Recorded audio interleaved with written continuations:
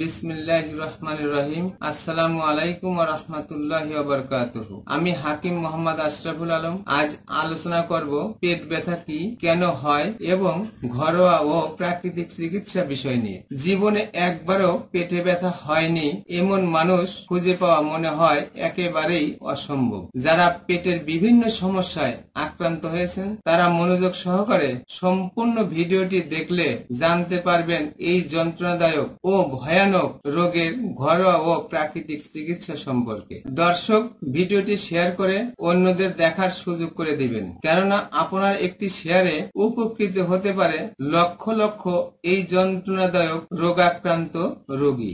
ভিডিওটি শেয়ার করে অন্যদের দেখার সুযোগ করে দেওয়ার জন্য আল্লাহ তাআলা যেন আপনার প্রতি রহমত দান করেন। দর্শক, আসুন সর্বপ্রথমে জেনে নেই পেট ব্যথা কি এবং কেন হয়। পেটের রোগের প্রধান উপসর্গ হলো পেট ব্যথা, পেট ফাঁপা অথবা বদহজম। দর্শক, পেট ব্যথার অনেক কারণ রয়েছে, যেমন বদহজম, পেপটিক আলসার, গ্যাস্ট্রিক আলসার, পিত্তথলির পাথর, পিত্তথলির ইনফেকশন, অ্যাপেন্ডিসাইটিস, কোষ্ঠকাঠিন্য, ডায়রিয়া, আমাশয়, কৃমি, প্রস্রাবের ইনফেকশন, কিডনি ও লিভারের কোনো সমস্যা, পেটের নানা রকম গোলযোগের কারণেও হতে পারে পেটে ব্যথা। যদি কেউ পেট ব্যথা অনুভব করেন তাহলে বিলম্ব না করে পরীক্ষা নিরীক্ষা করে দেখা উচিত। পেপটিক আলসারের রোগীর যদি হঠাৎ অসহনীয় পেট ব্যথা শুরু হয় এবং ব্যথা যদি ক্রমাগত সারা পেটে ছড়িয়ে যায় এবং আস্তে আস্তে পেট শক্ত হয়ে আসে, তবে তা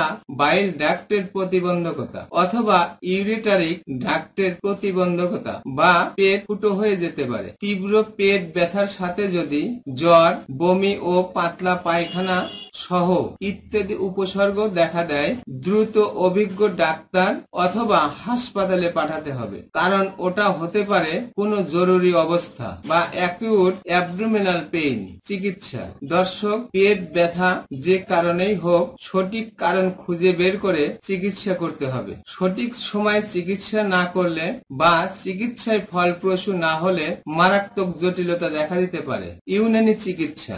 ইউনানি চিকিৎসা একটি সম্পূর্ণ পার্শ্ব প্রতিক্রিয়া মুক্ত চিকিৎসা ব্যবস্থা। ইউনানি চিকিৎসা মতে gastric ulcer, peptic ulcer, kidney ও লিভারের যে কোনো সমস্যা সহ নতুন পুরাতন আমাশয়, পিত্তথলির পাথর, পিত্তথলির ইনফেকশন, বদহজম, অজীর্ণ সহ পেটের যত কঠিন সমস্যাই হোক না কেন সম্পূর্ণ নিরাময় হয় ইনশাআল্লাহ। প্রাকৃতিক চিকিৎসা। রোগের সঠিক কারণ খুঁজে বের করে চিকিৎসা করতে হবে। তবে পেট ব্যথা যদি গ্যাস্ট্রিক আলসার, পেপটিক আলসার, বদহজম, নতুন ও পুরাতন আমাশয়ের রোগীদের ক্ষেত্রে 1 চা চামচ সফুব আসুস, 1 চা চামচ সফুব বাদিয়ান, 1 চা চামচ ইসবগুলের ভুসি 1 গ্লাস পানিতে মিশিয়ে সকালে ও রাত্রে খাবারের 1 ঘন্টা আগে সেবনে অত্যন্ত কার্যকরী। হজমের গোলযোগ, বদহজম, অজীর্ণ, মেয়েদের ওভারি বড় হয়ে যাওয়া, ওভারিতে সিস্ট ও টিউমারের ক্ষেত্রে 1/2 চা চামচ